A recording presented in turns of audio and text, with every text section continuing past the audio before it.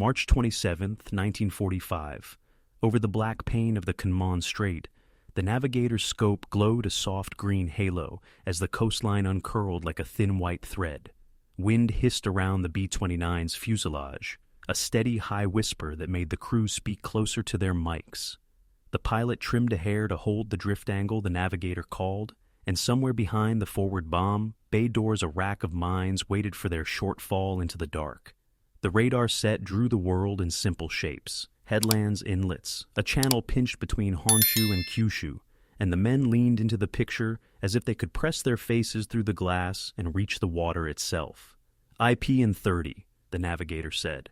The flight engineer's pencil tapped, tap, tap, against a clipboard smudged with sweat and graphite. No searchlights, no flak fans, only a sleeping shoreline and a thin sprinkle of harbor bulbs blinking faint through haze. They'd left Tinian at dusk, heavy and quiet. On the hard stand, the crates had looked ordinary, wooden, stenciled, almost plain. But each contained a promise to the sea, a body that knew how to listen for metal, or for the sound a ship makes when it pushes water, or for the deep flex of pressure under a hull. The ground crew had rolled them underwing with that practiced island rhythm, fuel fumes riding the trade wind, while a corporal with sunburned ears checked each safety tag twice. 20 minutes, the aircraft commander had said then, half to the crew, half to himself. 20 minutes to make a strait feel haunted. Now the coastline swam closer. The navigator's finger traced a route they'd rehearsed in the Quonset huts. Come in just wide of the ferries, slice across the tide's back, lay a zig of steel and a zag of silence, then go. The Kanmon Channel was Japan's throat. Coal from Hokkaido, rice and fish, factory parts, the ordinary freight of a nation, all of it squeezed through narrows that, on a radar scope, looked like a child's thumb pinching a hose. Close the hose and pressure builds, ships anchor, ports wait, motors idle. A factory mile inland watches its lights dim. Release in 5, 4... The bombardier's voice was a metronome. The bomb bay doors clattered open, and the airplane found a new sound, a thin, cold rush, as if the sea had come up for a look.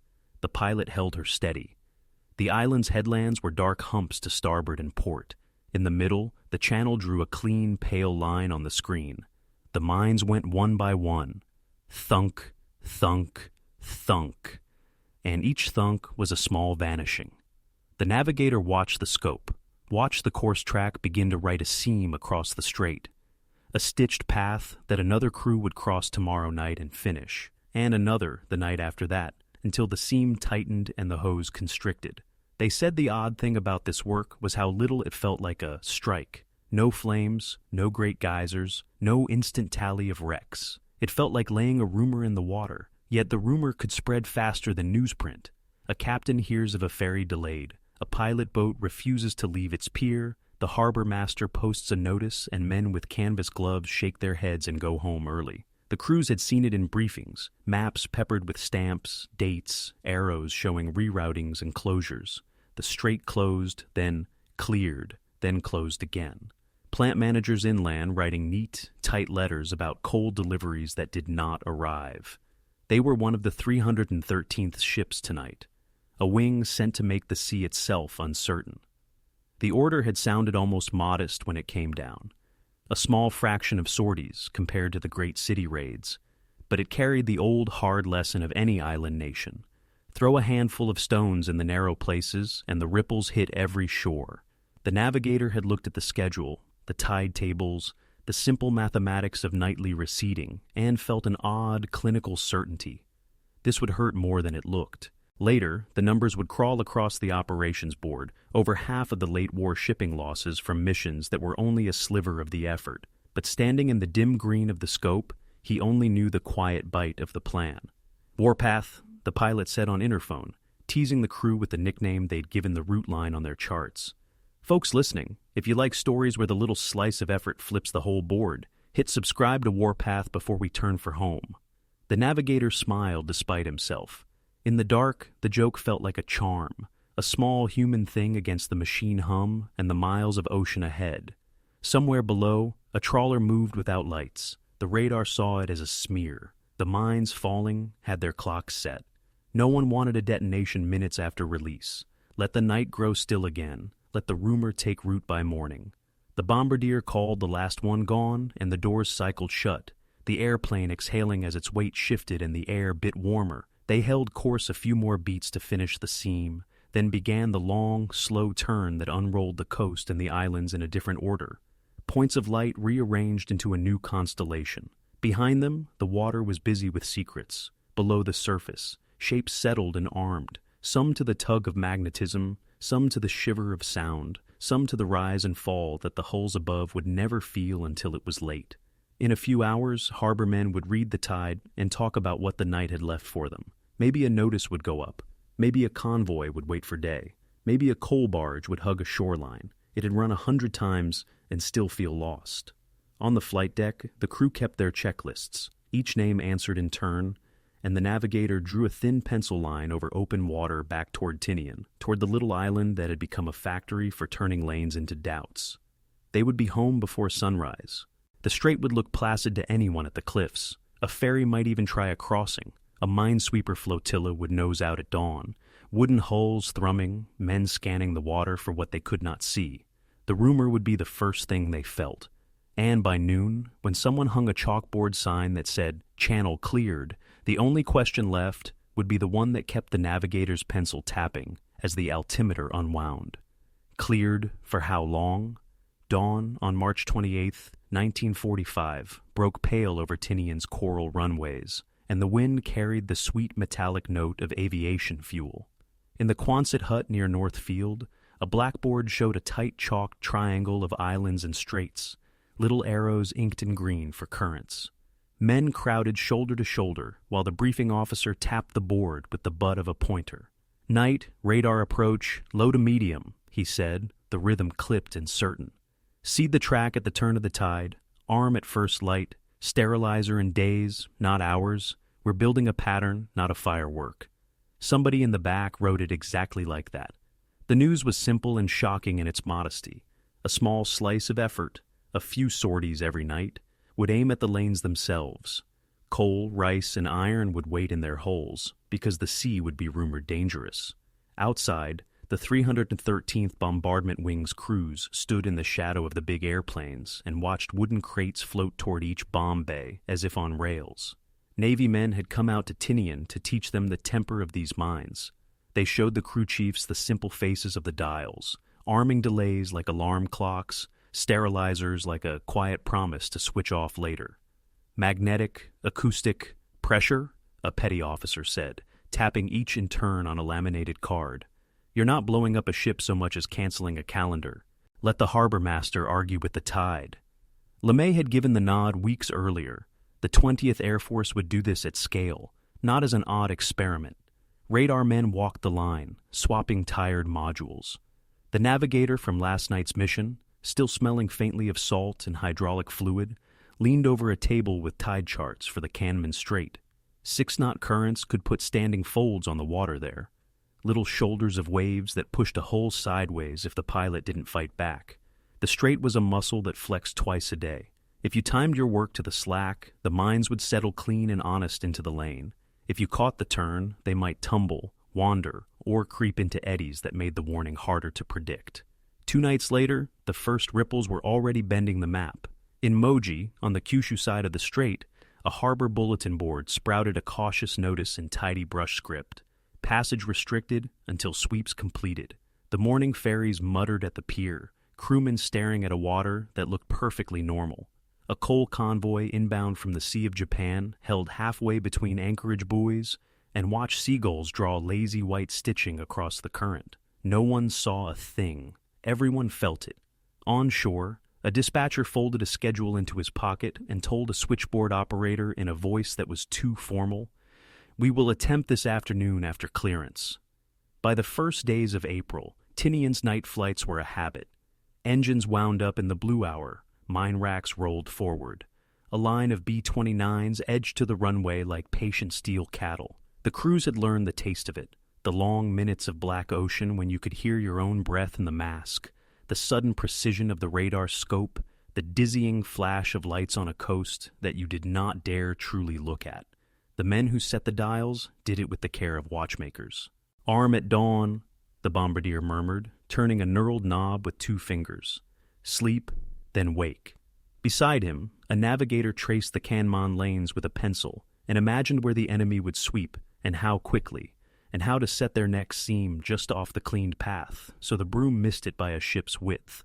The Japanese response came on schedule and in earnest. Wooden-hulled minesweepers, some converted trawlers with fresh paint still showing in the brush marks, nudged from Shimonoseki and Moji at first light. Men on their decks squinted for anything out of place and scanned the water with long, tired eyes. The current bullied them. A motor launch danced sideways when a whirl of tide grabbed it, and the coxswain swore softly so his crew wouldn't hear the fear in it. A steel-hulled sweeper kept farther back, wary of the magnetic pull that was the whole point of the trick. By noon, a captain chalked "Channel cleared" on a board by the ferry steps, and a small cheer rippled down a line of men waiting to cross for work. And yet, the rumor traveled faster than the chalk. A barge master heading for Kobe turned at the last minute and anchored inside the breakwater at Moji, spitting tobacco and telling himself he'd made a prudent, grown man's choice. A fishing boat gunned its engine toward the inland sea and then settled into a sulk at the edge of the lane. Out on the water, a minesweeper's wooden planks trembled with a low animal hum as the acoustic sweep gear moaned behind her, a sound too close to a warning. That afternoon on Tinian, the next crews slept in ragged fits under fans that only stirred the heat. By evening they were up again, checking straps, touching noses of crates, walking the line the way men walk an old street they know by heart. Over coffee from stained tin mugs, the navigator and the radar operator traded notes from the last run. A wake that had looked too long in the scope, a light that had burned out on a headland, the way the tide had made the strait breathe. They cleared the main cut by midday, someone said. And then what? The answer was hanging on the wall in grease pencil. Reseed the hinge of the lane and bias the pattern toward the ferry crossing. Use the arming delay to let morning traffic commit to the decision before the water began to whisper again. The method was not magic. It was a tempo, a night, and then a morning of worry, a sweep, and then a night again. The island crews learned to think like dispatchers and harbor masters, to picture a schedule pinned to a wall and draw an X through it. They learned that you could stop a ship without touching it if the captain believed the rumor more than he trusted the clock. At Moji, as twilight came on April 3rd, a whistle blew, and men in canvas gloves cast off lines with a sort of defiance, as if attitude could beat arithmetic. A ferry edged into the channel. The minesweepers fanned out like sheepdogs. The tide turned. The lights of Shimonoseki wavered on the dark, and the chalked "Channel cleared" sign took on a shine in the damp. Somewhere beyond the headlands, engines rose on Tinian, and the night began moving again, patient and exact, toward the same narrow water with the same quiet intention, because the question the chalk could not answer was the only one that mattered. When the broom passes, does the lane ever truly stay open? April 10th, 1945. Dawn turned. The Canman narrows the color of old pewter as a wooden-hulled minesweeper nosed into the current, her bow shivering in the cross-tide. The coxswain's hands were chalk dry on the wheel. Behind her, the sweep gear moaned like a low cello note, a sound that climbed into the ribs, and every man on deck felt the noise before he heard it. The captain cupped binoculars and scanned for anything wrong with the water, an eddy where none should be, a scum line out of place, the nervous flight of gulls. Moji lay behind them in a wedge of docks and cranes. To port, Shimonoseki's hillside houses watched with small, square eyes. A ferry waited by the pier, with its engines ticking like a man pacing. The chalkboard on shore said "Channel closed," and men with satchels stood at the rail, as if their attention alone could push the boat into motion. The sweep line snagged once, and every head turned. The tow sang higher, then settled. A petty officer said something too fast, and then repeated it slower, and the captain pretended not to notice the stutter. They had been out here every morning for a week, night after night. The black water took on new doubts. Morning after morning, the brooms went to work. The first time, on March's last days, the strait had been shut from breakfast until nearly sunset. Now the routine felt cruelly ordinary. Clear at mid-morning, declare at noon, pray through the afternoon, and watch the dusk draw a curtain they could not lift. 100 yards off their starboard, the water thumped once. dull and heavy. The hull rattled as if a hand had slapped her underbelly. The crew grinned without smiling. Another one cut, another invisible tooth pulled. A launch darted in, tossing a buoy where the gear had snagged. The captain drew a slow breath. "Write it," he told the signalman, and the man wrote, "Cleared Section A by 0930. Proceed with caution." On shore, a clerk with neat letters would post it, and a coal lighter already halfway into the lane would push her throttle as if courage could outrun chance. By mid-April, the map in Tinian's war room was a living thing. A grease pencil circled the Canmon Strait in layers like tree rings, seeded, swept, reseeded, while fresh arrows jabbed toward the Bungo Channel and the southern mouth of Key Swedo. The 313th kept the tempo. April's log stacked up with more than 300 mining sorties and a flood of steel eggs, enough to turn the entrances to the Seto Inland Sea into a grammar of doubt. The briefings were taut and oddly quiet. There was nothing dramatic to sell. "Same run, slightly northing," a major would say, tapping a knuckle on a thin line near Awaji Island. "Bias for arming at first light. They'll announce cleared before noon. No one needed the second line. We'll be back before midnight." On a rainy night over Key Swedo, the radar picture looked like a wet fingerprint. The navigator traced the mouth between Wakayama and Awaji and felt the airplane lean into the turn, the way a pitcher leans into a seam. Below, the strait collected ships the way a pocket collects sand. Coasters, ferries, a few rust-streaked freighters saving fuel as they rode anchor. The bombardier worked his dials, and the mines went clean. "Sleep," he said under his breath. "A habit now. Then wake." The crew's breath fogged the masks. The sea erased their signature as soon as it was written, and that was the point. 2 days later, the queue at Tomagashima Light grew long enough to draw whispers in the taverns ashore. More than 20 holes by late afternoon, white anchor lights bobbing in a loose constellation across the dusk. A merchant skipper bound for Kobe ran his thumb along a scar on his forearm and told his mate they'd wait for daylight, then changed the order twice before committing to caution. He could not see a mine, only the new math of risk. The sign that had read "cleared at noon" could just as easily be an invitation to volunteer his ship as a demonstration. He watched the tide chart, listened to the wind clack a loose halyard, and, in the end, refused the night passage. Pressure grew where the water folded in on itself. The Bungo Channel, a broad mouth between Kyushu and Shikoku, began to feel it in late April, the way a shoulder feels a storm 3 towns away. Fishing boats pulled in nets early, and small freighters from the south idled outside the approaches as if afraid to knock. A factory manager in Osaka marked his calendar with a red slash the day a barge of coal failed to arrive. A week later, he marked another. Inland, a power station took a generator offline for maintenance and did not bring it back for 2 days. The memos called it conservative scheduling to protect equipment. The men on the night shift called it what it was: not enough fuel to run hot through the evening. May tightened the screw. The week after Golden Week, a low ceiling rode the inland sea like a lid, and the 313th flew under it anyway. Their crews had become connoisseurs of shoreline silhouettes. The steep bight of Mutsura Island near Shimonoseki, the low shoulders of the Kii coast, the lamp star pattern of Kobe Osaka's harbor lights when the blackout guards started to slip. The radar scopes drew ghost-honest pictures of lanes and ferries and the new gaps where traffic had thinned. Over Bungo, the bombardier thumbed the last dial and imagined the morning bulletin, restricted pending sweep, while behind him, the flight engineer counted the seconds to arming, like a man counting heartbeats. In Shimonoseki again, the minesweepers tried a different tempo. Earlier launches, wider arcs, more trawlers pulled in from fishing grounds. The wooden hulls quivered when the towed gear sang, a vibration that rose from the soles of the feet into the soft organs, while in the pilot house the captain kept one hand on the throttle, as if he could outfeel a thing the eye could not see.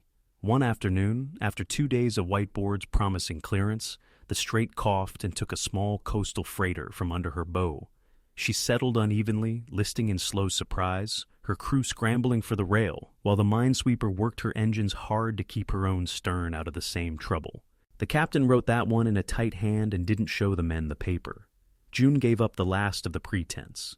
In the first week, a run over Key Swedo put a seam across the ferry alignment just as spring tides began their deeper pull. By late morning, the harbor office posted a cautious green light, and by mid-afternoon, the sign flipped to red again. The hour-by-hour reversals made liars of dispatchers, reroutings stacked like driftwood on a flood. Try the Bungo entrance. No, wait for Canman. No, hold outside Kobe. The 313th flew the same calm rhythm, and the maps on Tinian took on the look of a net. From a hillside in Moji at the end of a hot June day, a line of anchored holes made a necklace of weak lights across the water, each bulb a man's decision to wait. On the pier, a coal lighter's foreman tallied his day's empties and didn't look up when someone asked him if tomorrow would be better. Tomorrow, he said, and the word was neither a promise nor a lie. In Tinian's night, the crews checked fuses and tide tables and learned to hear, somewhere between the numbers and the miles, the new shape of the story they were making. It did not sound like explosions. It sounded like engines not turning.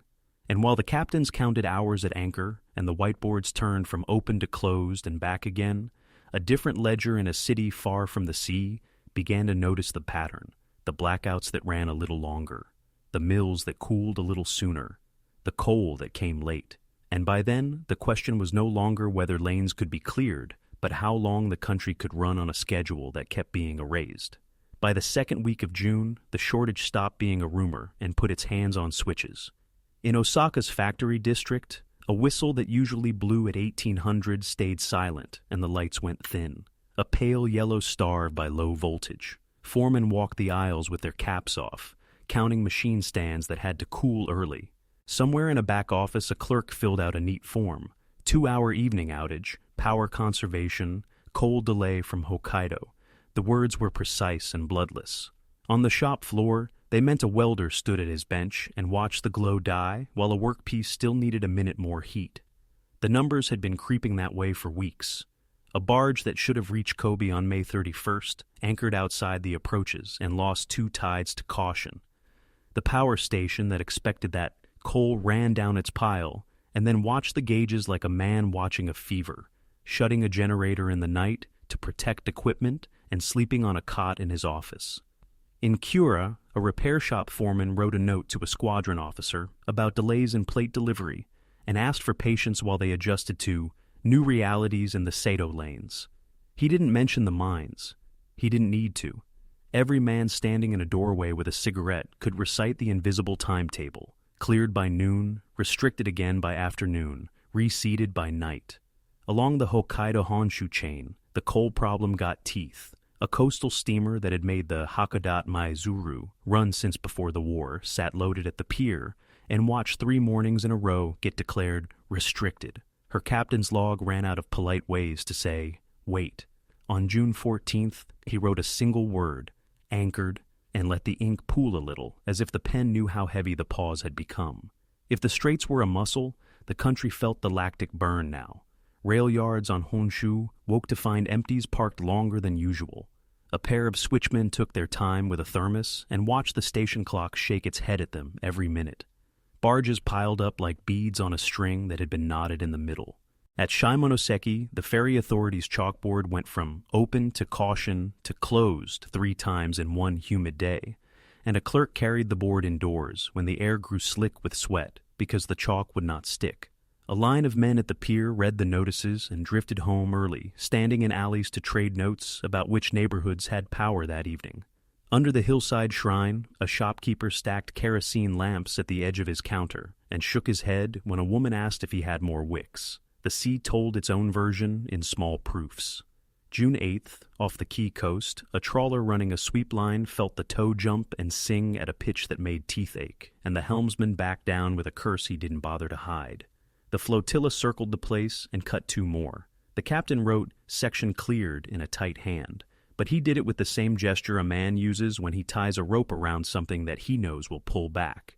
2 mornings later, a ferry that had waded through 3 notices pushed her luck at first light and then eased back into the pier when a minesweeper made a wide, slow turn across her bow and wagged a hand without looking up. The ferrymaster didn't speak when he backed into his berth. He didn't have to. The passengers filed past the chalkboard that now said "restricted pending sweep" and didn't bother to ask. The arithmetic made a different kind of noise for the men on Tinian. In a hut with a clattering fan, A staff officer scratched tallies that would look unreal on any chart not backed by lived days. A few hundred mining sorties in a month laying on the order of thousands of mines. A handful of aircraft lost to weather and bad luck. Lanes shut or half shut for days at a time. Hundreds of merchant holes delayed, rerouted, or made ghosts as their schedules bled away. He drew a little box around a line that didn't look like much and meant everything. The mining missions were a sliver of the total effort, 5 or 6 out of every 100 sorties.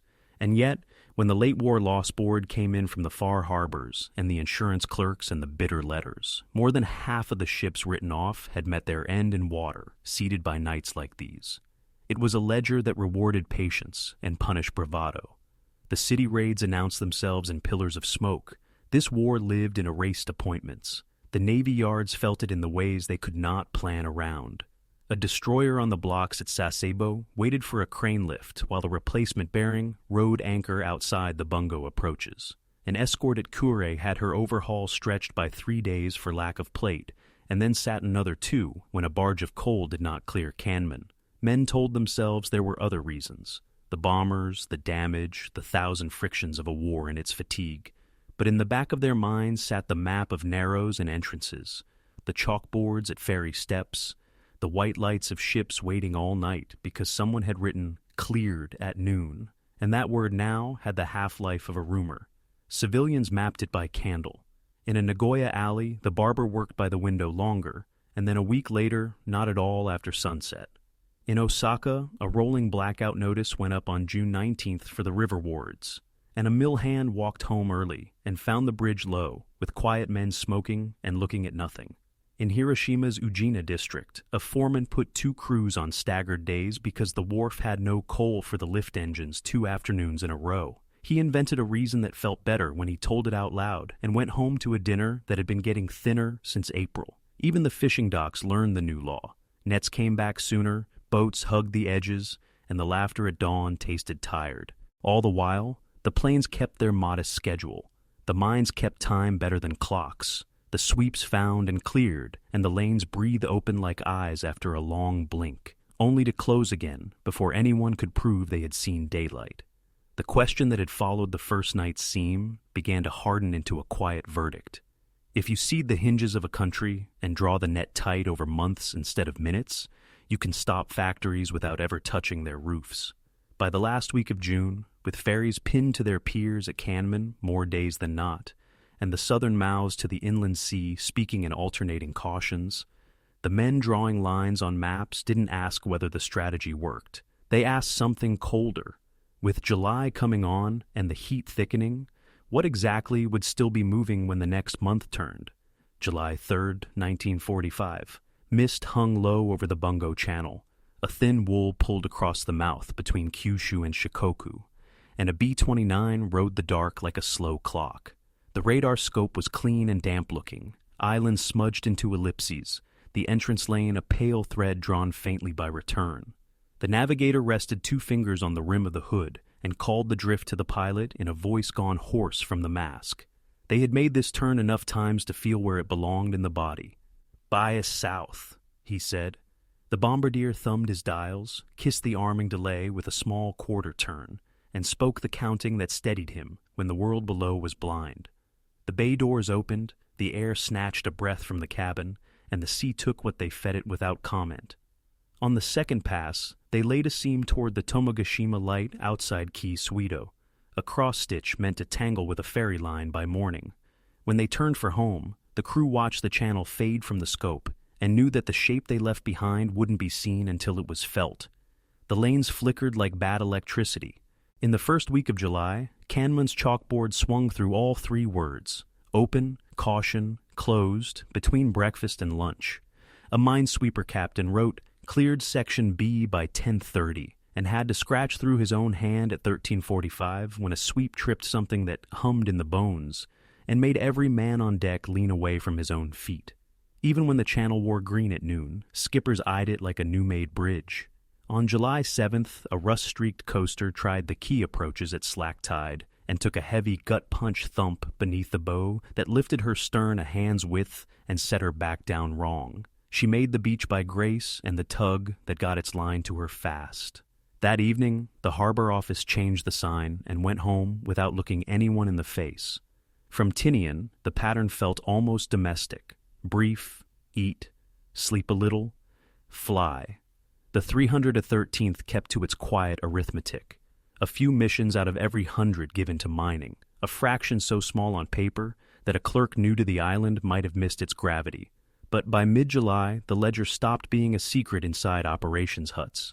Out in the harbors, the count went public in the simplest way possible. How many holes were hanging off anchor at dusk? How many coal barges failed to check in by their chalked hour? How many ferries went out in the morning and came back by mid-afternoon behind a minesweeper's hand-waving? On July 12th, Canmon's ferries managed 3 full crossings under escort before a late sweep cut a magnet, and the chalkboard slumped back to restricted pending sweep. The dock workers didn't bother to jeer. They went to the shade and drank water and stared at their boots. Okinawa had fallen in June. On land, that meant burying the last illusions about throwing a big lever to turn the war back. At sea, it meant the home islands could only fight as long as their narrow arteries kept dependable rhythm. The mining did not smash that rhythm so much as stumble it, then shorten it, then make it skip like a heart running out of air. Air groups that might have moved south with fuel and parts instead waited on rail cars for coal that did not come. Repair yards that might have turned warships faster watched their cranes sit idle because bolts and plate rode at anchor outside Bungo and Key. It wasn't that the country couldn't move anything. It was that it couldn't trust what moved, and that meant plans were written in pencil that smeared as you read them. Late July gave the map a pucker. On the 20th, minesweepers at Shimonoseki declared a green lane just before 10, and by 2, pulled their trawls back through the same water, with their jaws clenched when a pressure trigger sang under a wooden hull and made the planks quiver like teeth in cold. The sweeper lived. The convoy waiting on the Moji side did not move. In Osaka Bay that same week, a line of coasters held under the Tomogashima light long enough that from the headland at dusk, their white lamps made a dotted collar, a necklace around a throat that had forgotten how to swallow. Even the men who cursed the rumor began to follow it. No one wanted to be the case that proved the chalkboard wrong. Through it all, the 313th lost almost nothing. A handful of aircraft to weather and engine, a few to accidents that felt like insults given the miles they flew. That was the price. They worked lanes, not cities, and the flak that clawed at low altitudes over steel and fire stayed mostly ashore. When the lost boards came in at month's end and the clerks put the numbers on one wall for anyone to see, the cruel balance showed in black and white. The mining missions were the little sliver marked 5 or 6 slices out of 100. The ships counted lost. In late summer were more than half under the column that paired with the nights over Kanman, Bungo, and Key. It looked like a misprint until you put your finger on the map and followed the narrows and remembered how many ports breathed through a thin place. The last week of July bled into August with the heat up and the patience down. On August 1st, the Kanman ferries made 2 crossings and quit when a new notice went from green to yellow and back again so quickly that passengers still standing at the pier could read all 3 moods in one glance. On August 3rd, a minesweeper out of Shimonoseki swept a clean lane at daybreak and watched a small freighter nose into it and then back water without any signal, as if a hand had risen from the dark to lay flat on the ship's chest. And in the first days of August, rain laid down on the inland sea like paper, and the B-29 still went, stitching through cloud toward entrances they could find by touch. When it ended, or began to end, because endings have starts and stops like everything else, the proof did not come in anything you could cheer. It came in small quiets, a factory foreman turning a key in a heavy door at 3 p.m, while daylight still lay thick on the street, a coal barge master scratching a date into a logbook with his thumbnail because his pencil had run down to a nub waiting at anchor, a ferry crewman setting a rope twice around a cleat with a care he hadn't needed in peacetime, as if kindness to the boat were the one thing left he could control. The mines did what they were built to do in March and April and May. They turned water into doubt and doubt into delay, and by July and August, delay had turned into a shadow that lay over the country's work. On a hot evening in Moji, a boy kicked a stone down an empty pier while his father watched the harbor lights and counted them without sound. Far south and east, on an island made of coral and aluminum and sweat, a crew chief wiped his hands on a rag and chalked a thin line on a map where a scene would go that night. Somewhere between them, in the dark places under the tide, the quiet machines set in spring kept their own counsel, and the last miles of a long war shortened into hours at anchor and lamps that burned too soon. The content of this video is compiled from multiple sources. If anything is inaccurate or needs correction, please comment below. See you next time.